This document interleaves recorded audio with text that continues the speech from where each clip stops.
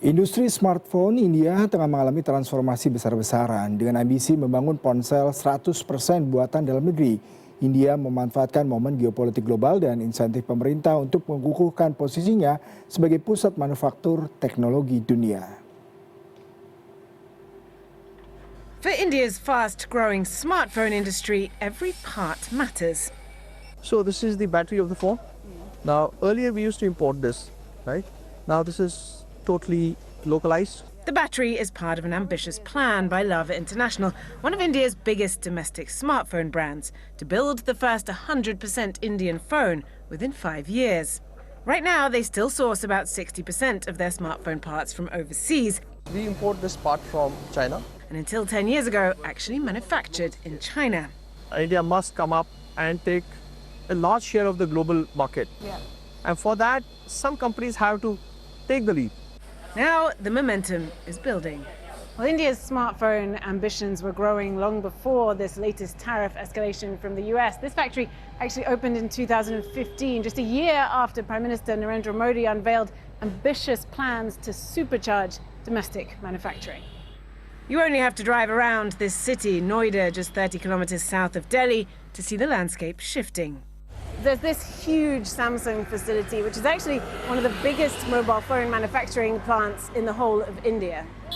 There's also Dixon Technologies, an Indian company that assembles Google Pixel phones, as well as other big Indian names. And now, as US-China trade tensions simmer and Apple promises to shift its entire US-bound production line to India, iPhone manufacturer Foxconn is also in talks to build a new semiconductor plant just south of here. And 20 years ago, what was here?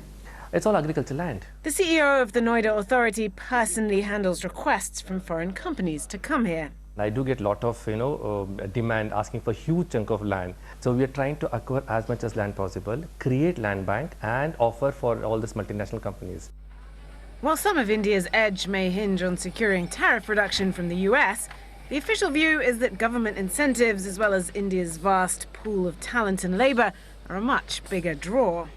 Apple is in India because of the strength of India. Probably we are looking into a kind of ecosystem where not only the Apple phone itself is exported, but probably the parts and components are also manufactured in the country.